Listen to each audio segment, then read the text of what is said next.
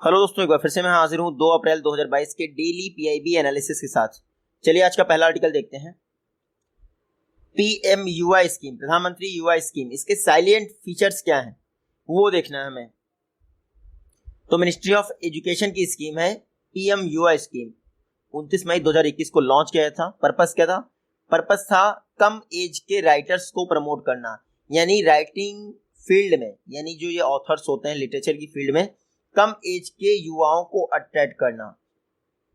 तो 30 वर्ष आयु के जो ऑथर्स हैं उनको प्रमोट किया जाएगा पीएम युवा स्कीम के तहत। प्रधानमंत्री मेंटरशिप स्कीम है यंग राइटर्स के लिए। पीएम युवा स्कीम, युवा का अभी फुल फॉर्म देख लीजिएगा, कुछ ज्यादा खास नहीं है।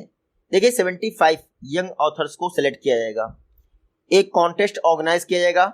इस कॉन्टेस्ट के थीम क्या होंगे? थीम देख लीजिए, national movement of India with unsung heroes, role of unknown places in freedom movement. इस तरह के थीम और फोकस एरियाज दिए जाएंगे जिन पर आपको एक मैन्युस्क्रिप्ट लिखनी होगी 5000 वर्ड्स की। ये 5000 वर्ड्स की जो मैन्युस्क्रिप्ट होगी, इसको एक मेंटरशिप स्कीम के तहत प्रॉपर बुक के रूप में फॉर्म किया जाएगा। ये जो बुक है आप 22 भाषाओं में लिख सकते हैं, इसके अलावा इंग्लिश। देखिए इस एक लाइन से आप समझ सकते हैं जो हमारे संविधान की 8th शेड्यूल है, 8वीं अनुसूची, उसमें 22 भाषाएं, उसमें इंग्लिश नहीं है। तो जो आपकी प्राइम मिनिस्टर युवा मेंटरशिप स्कीम है उसमें 22 भाषाओं में तो आप बुक लिख ही सकते हैं, उसके अलावा इंग्लिश में भी बुक लिख सकते हैं। सिलेक्शन जो होगा बुक्स का, देखिए 75 ऑथर्स ये सिलेक्ट किए जाने हैं। तो ये जो सिलेक्शन होगा नेशनल बुक ट्रस्ट की एक कमेटी द्वारा किया जाएगा। मेंटरशिप गाइडिंग आपको पूरा मिलेगा, जो भी सिलेक्टेड आपके प्रपोजल्स होंगे उन सभी को। इसमें 6 महीने तक आपको क्या होगा? कंसोलिडेटेड स्कॉलरशिप दी जाएगी 50,000 पर मंथ के हिसाब से। कंसोलिडेटेड स्कॉलरशिप मतलब 3 लाख रुपए एक साथ दे दिए जाएंगे 6 मंथ के लिए। तो 50,000 पर मंथ हो गया ना। तो ये देख लीजिए 10% रॉयल्टी, अगर आपकी बुक जो आपने लिखी है 5000 पन्नों की अगर ये पब्लिश हो जाती है तो एनबीटी नेशनल बुक ट्रस्ट आपको 10% रॉयल्टी भी देगा आपके बुक सेल पर। बाकी 90% वो क्योंकि खर्चा कर रहा है तो वही रखेगा, ठीक है। पीएम युवा स्कीम, इसके तहत अगर आप सिलेक्ट किए आएंगे तो जो आपकी बुक होगी उसको डिफरेंट इंडियन लैंग्वेजेस में ट्रांसलेट किया जाएगा ताकि इंडिया का कल्चर प्रमोट किया सके और एक भारत श्रेष्ठ भारत इनिशिएटिव को भी प्रमोट किया सके। एक भारत श्रेष्ठ भारत किसका इनिशिएटिव है? एजुकेशन मिनिस्ट्री का। युवा स्कीम मतलब young upcoming and versatile authors. इसमें 75 राइटर्स को सिलेक्ट करना है, 30 वर्ष से कम एज के होने चाहिए, इतना याद रखिएगा। बाकी ये आप पढ़ चुके हैं। हाँ, इम्प्लीमेंटिंग एजेंसी कौन सी है पीएम युवा स्कीम की? तो फेज वाइज मैनर में नेशनल बुक ट्रस्ट द्वारा इसको इम्प्लीमेंट किया जाएगा, जो कि मिनिस्ट्री ऑफ एजुकेशन के तहत कार्य करता है। नेशनल बुक ट्रस्ट ट्रेनिंग भी प्रोवाइड करेगा 3 महीने के लिए। जो सिलेक्टेड कैंडिडेट होंगे यानी 75, उनको 3 महीने की ट्रेनिंग की जाएगी। और इन कैंडिडेट को क्या, उनकी अंडरस्टैंडिंग जो है या फिर स्किल्स हैं उनको एक्सपेंड करने में हेल्प की जाएगी। बुक आपको पता ही है 10% रॉयल्टी देनी है, जो भी पब्लिश हो जाती है बुक, सिलेक्टेड बुक, एनबीटी द्वारा 10% रॉयल्टी देनी है। तो 3 फैक्ट आपको याद रखने हैं, 4 फैक्ट सॉरी। पहली बात तो 75 ऑथर सिलेक्ट किए जाने हैं, 30 वर्ष से कम एज होनी चाहिए, 22 भाषाओं में प्लस इंग्लिश, यानी 23 भाषाओं में आप राइटिंग कर सकते हैं पीएम युवा स्कीम के तहत, और आपको 10% रॉयल्टी मिलेगी, ठीक है। और जो आपको वो मिलना है 50,000 per month for a period of 6 month मिलेगा, ये आपको याद रखना है। नेक्स्ट आर्टिकल है IMEX 22 एक्सरसाइज हुई है पहली बार। तो मेडन एडिशन हुआ है इंडियन ओशन नेवल सिंपोजियम, यानी IMEX 22 एक्सरसाइज का। देखो गोवा और अरेबियन सी में किया गया है। टोटल ये जो IONS है इंडियन ओशन नेवल सिंपोजियम, इसमें 25 कंट्रीज मेंबर हैं। 15 ने IMEX 2022 में पार्टिसिपेट किया। पर्पस क्या था IMEX 2022 का? ह्यूमैनिटेरियन असिस्टेंस और डिजास्टर रिलीफ में इंटरऑपरेबिलिटी को बढ़ाना, यानी आपस में मिलकर काम करें जब भी डिजास्टर मैनेजमेंट का फील्ड आए या मानवीय सहायता देनी हो। तो IMEX 2022 15 कंट्रीज के बीच में हुआ है। वो 15 countries Indian ocean naval symposium की मेंबर हैं, इतना याद रखिएगा। इंडियन ओशन नेवल सिंपोजियम, ये जो आप इंडियन ओशन नेवल मतलब कि एरिया देखते हैं उसमें पाकिस्तान और मेरे ख्याल से म्यांमार को छोड़ दिया तो मोस्टली सारी कंट्री इसका पार्ट है। Indian ocean naval symposium Indian ocean region की जो लिटरल स्टेट्स है, इवन जो अफ्रीका की भी कंट्रीज हैं वो भी इसमें पार्टिसिपेट करती हैं, जैसे मेडागास्कर वगैरह। न्यू दिल्ली में एक सेमिनार ऑर्गेनाइज किया गया 2008 में, तभी कहा गया था। इस समय इंडियन ओशन में 36 स्टेट्स हैं जो अपना बॉर्डर शेयर करते हैं इंडियन ओशन में, लेकिन 36 में से सारे नहीं, 25 कंट्रीज ही इंडियन ओशन नेवल सिंपोजियम का पार्ट हैं। ये इंटर ऑपरेबिलिटी को इंश्योर करते हैं इंडियन ओशन एरिया में, इतना याद रखिएगा। नेक्स्ट आर्टिकल है टेलीकॉम सेक्टर के लिए पीएलआई स्कीम है, आपको पता ही है। गवर्नमेंट ने नोटिफाई कर दी है PLI scheme, production link incentive scheme, ताकि टेलीकॉम एंड नेटवर्किंग प्रोडक्ट जो प्रोडक्शन है उसकी मैन्युफैक्चरिंग को इंडिया में इन्हांस किया सके। ये PLI scheme for telecom sector 5 वर्षों के लिए लॉन्च की गई है। 12,195 करोड़ दिए गए हैं। स्कीम क्या है? मिनिमम इन्वेस्टमेंट 10 करोड़ करते हैं एमएसएमई के लिए और 100 करोड़ नॉन एमएसएमई एप्लीकेंट, तो आप लाइबल होंगे, मतलब एलिजिबल होंगे, लाइबल नहीं एलिजिबल होंगे, ठीक है। या एमएसएमई के लिए 10 करोड़ और नॉन एमएसएमई के लिए 100 करोड़, इतना याद रखें। फाइनेंशियल एलोकेशन 1000 करोड़ का क्या एमएसएमई कैटेगरी के लिए किया जा सकता है इस 12,000 करोड़ में से, ठीक है, 5 वर्षों के पीरियड में। मतलब कि जो 12,000 करोड़ अलॉट किया गया इसमें से 1,000 करोड़ तो एमएसएमई सेक्टर के लिए ही किया जाना है, ठीक है। क्योंकि 10 करोड़ बहुत कम रकम है, तो 1,000 करोड़ में कितनी एमएसएमई बन जाएगी? 100 एमएसएमई बन जाएंगी, ठीक है। हायर इंसेंटिव एमएसएमई को प्रोवाइड किया जाएगा अगर नॉन एमएसएमई की बात की जाए फर्स्ट 3 ईयर, यानी जितना आप प्रोडक्शन इंक्रीज करेंगे एमएसएमई की बात की जाए तो आपको ज्यादा इंसेंटिव मिलेगा बजाय कि नॉन एमएसएमई कंपनीज के। टोटल 31 एप्लीकेंट्स हैं, इनको अप्रूव किया गया है पीएलआई स्कीम के तहत। इसमें से 16 एमएसएमई हैं, 8 नॉन एमएसएमई डोमेस्टिक हैं और 7 नॉन एमएसएमई ग्लोबल हैं। प्रोजेक्ट इन्वेस्टमेंट प्रपोजल क्या है टेलीकॉम सेक्टर का पीएलआई स्कीम के तहत? अभी तक इन्वेस्टमेंट प्रपोजल है 3,344, यानी 3,345 करोड़ के आसपास। फिनेंशियल आउटले पीएलआई स्कीम के लिए टेलीकॉम सेक्टर के लिए इतना दे दिया गया है कि इतने में से आपको देना है। आगे बाकी कंपनीज ऐड होंगी तो उनको और रुपया दिया जाएगा, अभी ये इन्वेस्टमेंट इतना ही जा रहा है। पर्पस क्या है पीएलआई स्कीम का? पर्पस ये है कि जो हम आउटसोर्स करते हैं टेक्नोलॉजीज को, उस पर डिपेंडेंसी को कम करना, बेसिकली इंपोर्ट को कम करना और डोमेस्टिक प्रोडक्शन को बढ़ाना। तो जो अभी गवर्नमेंट क्या कर रही है, कस्टम ड्यूटी भी लगा रही है 10 से 20%, कुछ सर्टिफाइड टेलीकॉम प्रोडक्ट हैं उन पर लगाया जा रहा है ताकि उनके इंपोर्ट को डिस्करेज किया जा सके, उनको मतलब कि करेज ना मिले कि वो आपस से हम लोग इंपोर्ट करें, तो उसका हमें मैन्युफैक्चरिंग हमारे ही इंडिया में करनी है ताकि इंडिया की डिमांड अच्छी हो। और दूसरी बात, जो हमारी फॉरेन करेंसी खर्च हो रही है फालतू में बाहर से प्रोडक्शन प्रोडक्ट परचेज करने में, वो प्रॉब्लम भी सॉल्व की जा सके। प्रोडक्शन लिंक इंसेंटिव स्कीम अप्रैल 2020 में लॉन्च की गई, अनाउंस की गई 3 सेक्टर के लिए, बाद में 10 सेक्टर और ऐड किए गए तो 13 हो गए। बाद में 14वां सेक्टर आपका सेमीकंडक्टर मैन्युफैक्चरिंग ऐड हुआ है। 50 बार हम लोग पढ़ चुके हैं। प्लीज अगर आपने कोई भी पुरानी वीडियो देखी होगी तो आपको पता होगा, मेरे ख्याल से 76,000 करोड़ था कुछ था इसका।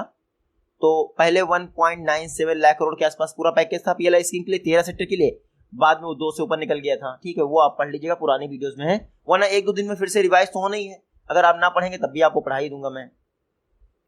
देखिए पीएलआई स्कीम को जो नेशनल पॉलिसी ऑन इलेक्ट्रॉनिक्स थी आईटी मिनिस्ट्री की, उसके तहत लॉन्च किया गया था। इसमें 4 से 6% तक का आपको इंसेंटिव प्रोवाइड करना था। इसमें प्रोडक्शन लिंक इंसेंटिव, यानी इस साल आपका प्रोडक्शन 100 यूनिट हुआ है, अगले साल कितना हुआ है 150 यूनिट, तो 50 यूनिट जो आपका प्रोडक्शन इंक्रीज हुआ है उस पर आपको 4 से 6% इंसेंटिव मिलेगा। नेक्स्ट आर्टिकल है 8 कोर इंडस्ट्रीज का प्रोडक्शन, ये देख लीजिए 5.8% इंक्रीज हुआ है, जो 8 कोर इंडस्ट्रीज का इंडेक्स है।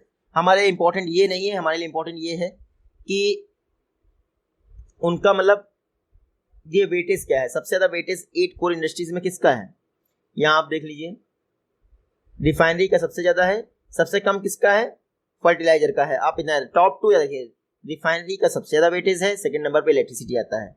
सबसे कम वेटेज किसका है, फर्टिलाइजर का है। बॉटम से सेकंड नंबर पे कौन आता है, सीमेंट, इतना याद रखिएगा।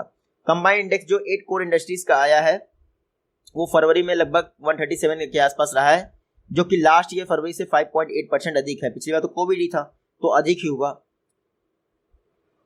फाइनल ग्रोथ रेट जो 8 कोर इंडस्ट्रीज की नवंबर 2021 से देखी जाए तो ये छोड़ दीजिए, सब छोड़ दीजिए, बेकार है ये, ठीक है।